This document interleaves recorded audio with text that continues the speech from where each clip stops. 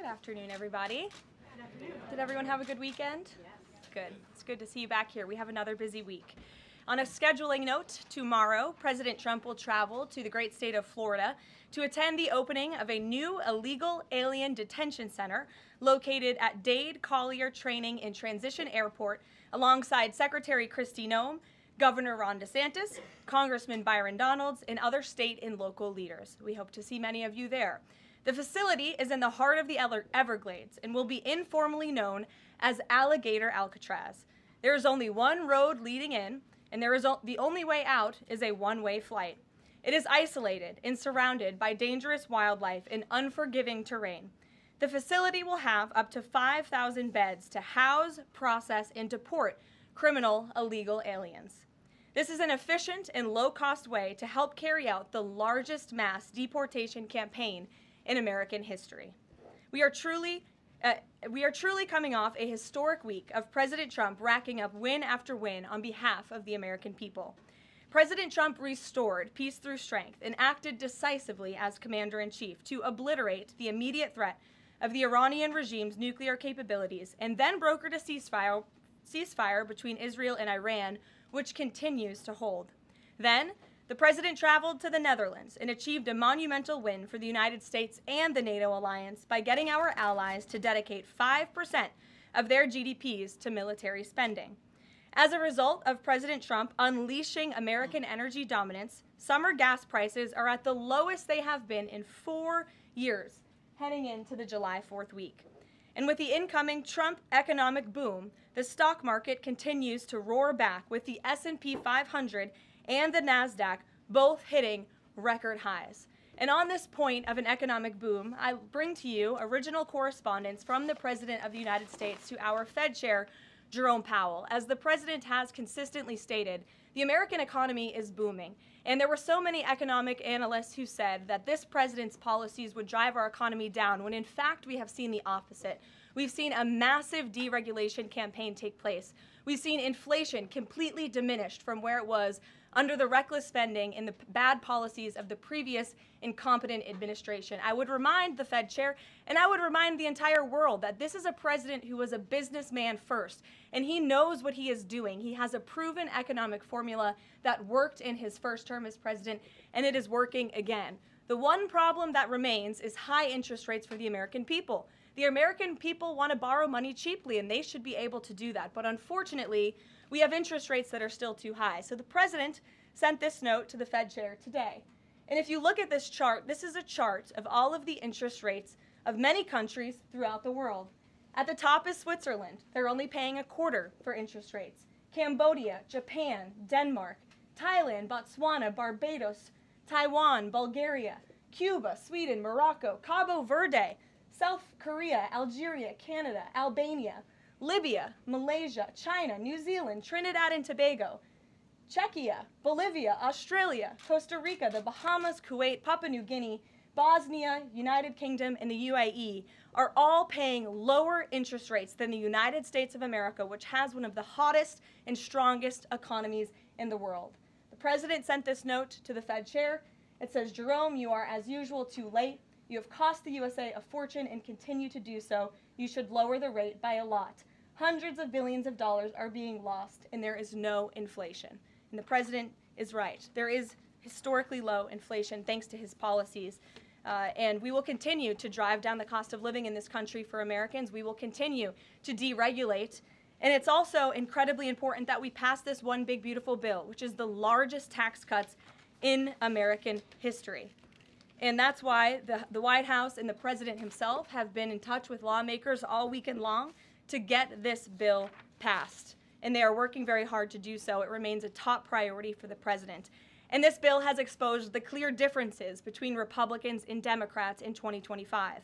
The Democrats are doubling down on craziness and radical policies that are undermining the very fabric of our country. Just look at the Democrat nominee for New York City Mayor, Zohran Mamdani. He's a Democrat socialist, really a communist, who proudly calls to defund the police, peddles anti-Semitism, praises pro-Hamas groups, wants Israel abolished, and believes wealthy Americans should not exist. Those are his words, just as recent as this weekend.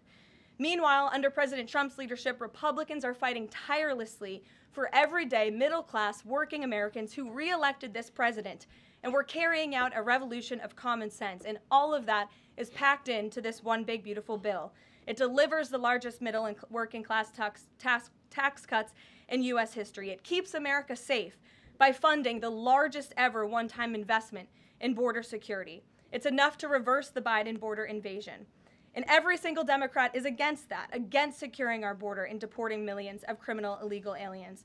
The One Big Beautiful Bill also strengthens and protects Medicaid benefits, despite what Democrats are saying, for eligible American citizens who rely on it, like pregnant women, children, seniors, and people with disabilities, by eliminating waste, fraud, and abuse that threaten to destroy this program that was intended for the most vulnerable in our society. And every single Democrat in Congress is against rooting out that waste, fraud, and abuse in blocking the 1.4 million illegal aliens who are currently improperly receiving these benefits that should be going to American tax-paying citizens. The Democrats in Congress are more concerned with defending illegal aliens than they are hardworking Americans. And the Big Beautiful Bill also revitalizes our military and enhances our defense capabilities, protects our country from emerging new threats by funding a cutting-edge missile defense system called the Golden Dome. And as we all know, the One Big Beautiful Bill makes the Trump tax cuts permanent. The White House and the president are adamant that this bill is passed and that this bill makes its way to his desk. Republicans need to stay tough and unified during the home stretch, and we are counting on them to get the job done. So with that, we will take questions. John Fredericks is in our new media seat today. John, thanks for being here. We'll kick it to you. Thank you, Karoline. Let's get to the One Big Beautiful Bill first. It appears now you're going to get at least 50 votes in the Senate. There'll be some amendments. What is the president's confidence level in getting 218 votes in the House by the end of this week in order for him to sign it on Friday?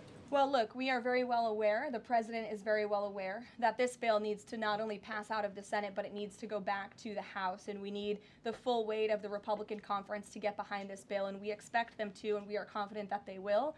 The president has been working hand in hand with Senate Majority Leader Thune and also our House Republican leader, or the Speaker of the House, Mike Johnson, both of whom will be at the White House today to meet with the president yet again. I believe they were here this morning, actually. I have one follow-up. Sure.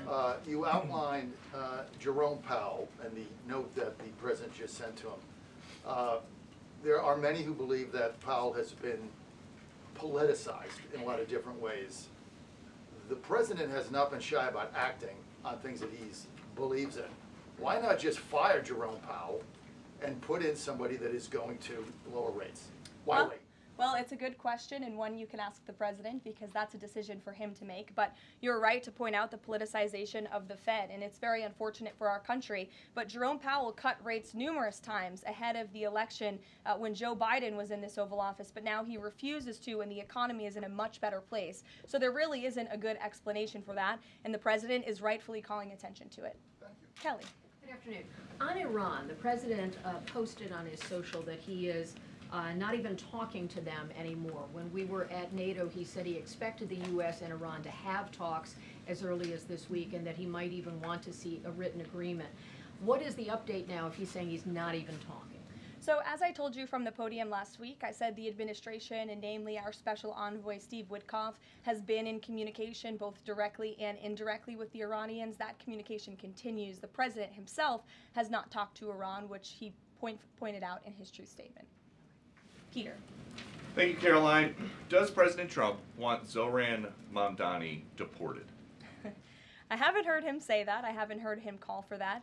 But certainly he does not want this individual to be elected. I was just speaking to him about it and his radical policies that will completely crush New York City, which is obviously a city that the president holds near and dear to his heart. There's this Congressman, Andy Ogles. He wants the Attorney General Bondi to explore denaturalization proceedings because he thinks Mamdani could have misrepresented or concealed material support for terrorism based on rap lyrics he wrote in 2017. Does President Trump think this is a worthwhile use of the Attorney General's time? Well, I'll let the president speak to that. I have not seen those claims, but surely if they are true, it's something that should be investigated. And could President Trump see himself, you said you just talked to him about this, could he see himself working with a mayor Mamdani, somebody who, on Meet the Press this weekend, was given 3 chances to condemn the phrase globalize the intifada, but he couldn't. Yeah, look, the president is always willing to work with everyone. He's working with Democrats across the country, Democrat governors, and he said he'll work with people on the far left. He works with Republicans. He works with people in the middle. He wants to do what's right for America, but surely someone who holds these values and is quite literally a communist and condemns every value that makes this country great. Common sense, law and order, low taxes, working hard, and earning your keep in this country. He's against all of that, and I think the president would find it difficult to work with someone like that. If he is elected, I'm sure you'll hear more from the president on that, but we'll have to see. Hopefully the voters of New York City choose wisely. Sure. Thanks, Caroline. The president on Friday said that he was hopeful of a Gaza deal within the next week. Can you give us an update on any progress towards that, and on any talks that the White House is having with Israel on that? Sure. Well, I know that Mr. Dermer is in Washington this week to meet with senior officials here at the White House. I also know that this administration is in constant communication with Israeli leadership, and the president himself speaks frequently, as you know, to Prime Minister Netanyahu. But this has been a priority for the president since he took office, to end this brutal war in Gaza. It is because of this president that humanitarian aid is being brought into the region. It's heartbreaking to see the images that have come out from both Israel and Gaza throughout this war, and the president wants to see it end. He wants to save lives, and however, the main priority for the president also remains to bring all of the hostages home out of Gaza. As you know, his tireless effort has brought home many of the hostages, including all of the American hostages who were held there. So he wants to see both things happen, and we're continuing to work very hard to do those things. Sure. Yeah, thanks, Caroline. What is the White House's response to Senator Tillis's criticism articulated from the Senate floor yesterday, in which he said passing the big, beautiful bill would betray President Trump's promise to protect Medicaid? Well, he is just wrong. And the president and the vast majority of Republicans who are supportive of this legislation are right. This bill protects Medicaid, as I laid out for you, for those who truly deserve this program, the needy, pregnant women, children, sick Americans who physically cannot work. And what it does is it ensures that able-bodied Americans who can work 20 hours a week are actually doing so, and that will therefore strengthen and protect those benefits for Americans who need it, as well as cutting out the waste, fraud, and abuse, as well as getting 1.4 million illegal aliens off of the program. So all of those measures are actually going to protect it for those who need it. That's the president's position, and that's what this bill does, and that's why Republicans need to vote for it and get it to the president's desk. That kind of criticism from a Republican senator, is that reason for concern for the passage of this? No, it's not. We're confident this bill is going to be back at the White House by the 4th of July. Stephen. Thank you, Caroline. 2 questions. On the New York mayoral race, does the president plan to make an endorsement? And secondly, on Jerome Powell, a lot of the focus obviously has been on interest rates and him keeping them high, but a new controversy erupted today. My colleague first reported that he's facing Chairman Jerome Powell is facing accusations of lying to Congress, which is a potential crime, about luxurious details of the Fed's $2.5 billion renovation project. Senator Loomis has called attention to this. Some experts want him to be investigated. Does the White House want these allegations investigated and, if found substantiated, punished? I'll have to take a look at those allegations, and I will raise them to the president's attention and let him speak on them himself. To your first question regarding the mayoral race, the president was asked that yesterday by Maria Bartiromo. He refused to give an endorsement, so you won't get one from me at this podium unless he wants me to do that. Phil, go ahead. Oh, Sure. And then I can go to you. cool. Thanks. Thank you. The president said that he's working on a temporary pause for immigration enforcement in certain industries. I'm wondering what you can tell us about how he's determining which industries are deserving of a pass. He mentioned farmers, but what about, say, construction workers? I mean, shouldn't there just be one standard here? I don't have any more details to read out for you, but what I can tell you is that the White House is working closely every day with the Department of Agriculture as well as the Department of Homeland Security when it comes to workforce enforcement, work site enforcement, I'm sorry. And the president's focus and the focus of this administration is, of course, to remove public safety threats from the streets and to deport as many of the illegal criminals, especially the violent criminals that we know are still here because of the previous administration. So that's the main priority and the goal. And then the president has already made cuts to the office of the Director of National Intelligence, but now Senator Tom Cotton has put forward a bill that would cut the office by another 60%. What's the president's reaction to that legislation, and is this something that he would support, those additional cuts? I don't know if the president's even aware of that legislation, but I will get you a response if he is aware and if he wants to respond to it. Go ahead. Thanks, Caroline. You mentioned the dangerous wildlife at the alligator Alcatraz. Is that a design feature?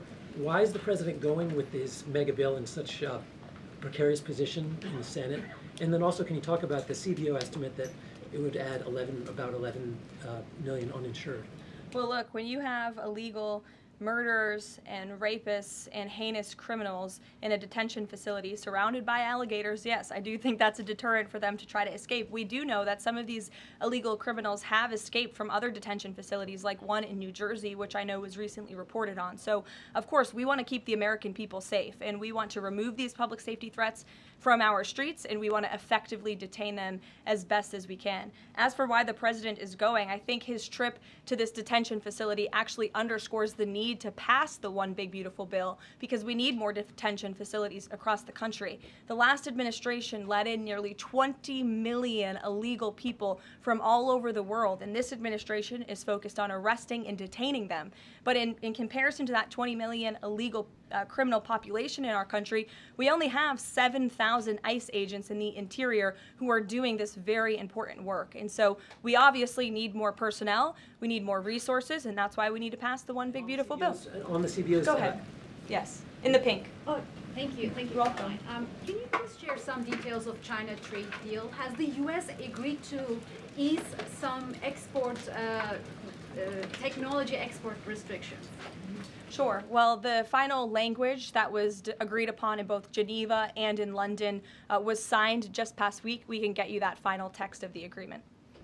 Go ahead. Thank you, Caroline. Eamon, and then behind you. Okay, thanks, Caroline. So on Jay Powell, has the president got a short list of who he wants to see as Jay Powell's successor, and is he going to name a successor as early as this summer? I won't get ahead of the president on any announcements on that. Does he like Scott Besson for the job? Again, I won't get ahead of the president. And on TikTok, if you could, real quick, he said Sure. yesterday he's got a buyer, but the question there is, does he have a seller? And do you have any indication from the Chinese government that they've authorized a sale of TikTok to the U.S. or to U.S. buyers? What I can tell you is that these discussions with China regarding the sale of TikTok have been ongoing at the highest level, and they will continue. As you know, we have another 90-day extension, and it's just to continue to work out this deal and make sure that TikTok stays on for the American people. That's the president's main goal in this, while protecting their privacy and their security. Behind you. Go ahead. Thank you, Caroline. The president has been calling for a deal in Gaza for 2 days and many posts. Who is blocking the deal? And one other thing, when he posted on Netanyahu's trial, also he said it interferes with the negotiations on Iran and on Gaza. What did he mean by that? I'm sorry, to your second question? The second question, when he posted about the Israeli Prime Minister trial, Yes. he said it interferes with the negotiations on Gaza and on Iran. What did he mean by that? It interferes because it physically and logistically was interfering. The prime minister was slated to go to court last week when he's in the middle of negotiating a peace deal and bringing hostages out of a war-torn region. And so the president was simply, I think, emphasizing his empathy that he has for Bibi Netanyahu and seeing him go what he's going through with his own judicial system in the state of Israel. Clearly, the president knows that very well. He, too, was a victim of a judicial system that was trying to put him in jail. As you all know, you all covered it, but President Trump prevailed. That's why he's back in the Oval Office, and he believes that Bibi Netanyahu is a great leader for the people of Israel. The president just worked with him closely to end that 12-day war and to obliterate Iran's nuclear facility, to take out that imminent threat, not just to the state of Israel, but also to the United States of America and the rest of the world. And he believes that Prime Minister Netanyahu should be praised for that. Go ahead. Thanks, Caroline. On the mega bill and the amendment that would limit Medicaid expansion under the Affordable Care Act, does the president want that amendment to pass? The president wants this bill to pass. Meredith. Hey, thanks, Caroline. On trade, we have this looming July 9th deadline coming up. We heard the Treasury Secretary say that he expects to wrap up these trade deals by Labor Day, but when President Trump was asked yesterday about any extensions by July 9th, he said he didn't think that would be necessary. So is the president ruling out any extensions on trade for any nations, even if they're negotiating in good faith? Well, you heard from him directly. He said he did not think that it would be necessary. He is going to set the rates for many of these countries if they don't come to the table to negotiate in good faith. And he is meeting with his trade team this week to do that. Mary. Thanks, Caroline. I just watched a CNN segment on a new app called Ice Block, and it kind of appeared to be promoting this app where you can tell people where ICE agents are. Given the recent rise, An app that tells people where ICE agents are? Yes. And given the rise, I believe 500% increase in assaults on ICE agents, I wanted to see if you could comment on that and why CNN would be promoting such an app.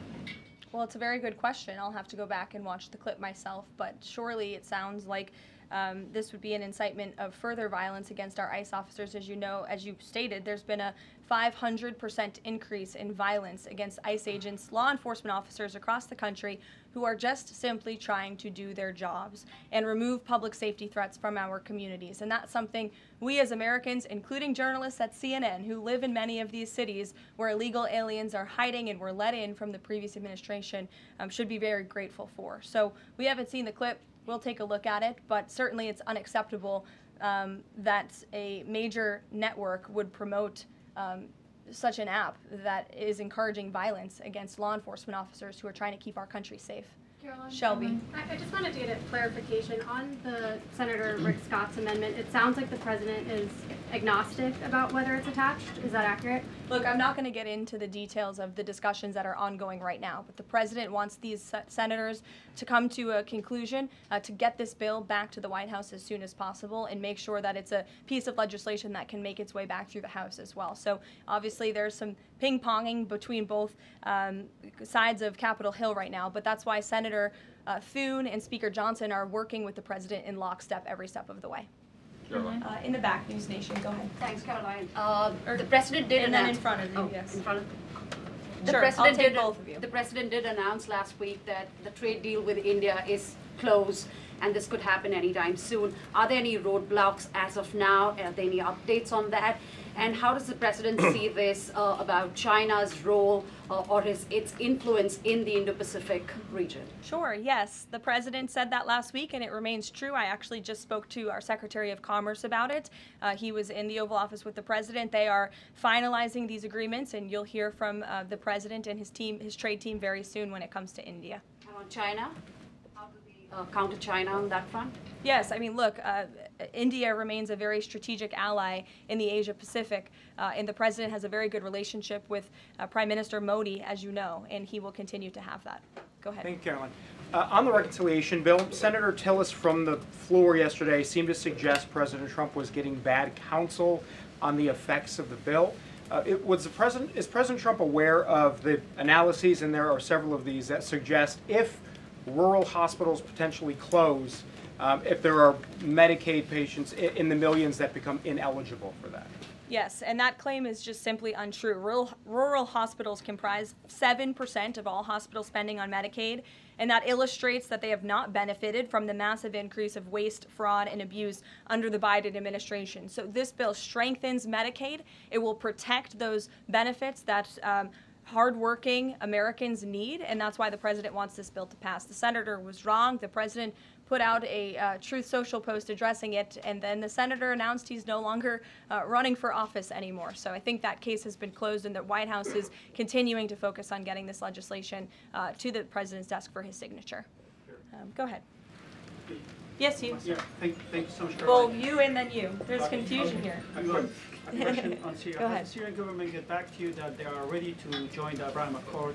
Is there any discussion with the Syrian and Israeli government for having a security agreement? Is the first question. And the second question, what's the end goal for talking with the Iranian? Is that only focused on the nuclear program, or they are willing to speak about the other issues like the proxy groups and ballistic missiles, or even trade with Iran? So as for discussions between Syria and Israel, you'll have to reach out to those respective governments. I can't comment on that. But what I can tell you is that this afternoon, the president will be signing an executive order to terminate the United States sanctions program on Syria. And this is in an effort to promote and support the country's path to stability and peace. The order will remove sanctions on Syria while maintaining sanctions on the former President Assad, his associates, human rights abusers, drug traffickers, persons linked to chemical weapons activities, ISIS and their affiliates, and Iranian proxies. And this is, again, an action that the president promised and shocked the world with in Saudi Arabia, because he's committed to supporting a Syria that is stable, unified, and at peace with itself and its neighbors. The president met with Syria's new president when we were in the Middle East, as you know, and so this is another promise made and promise kept by this president to promote peace and stability in the region.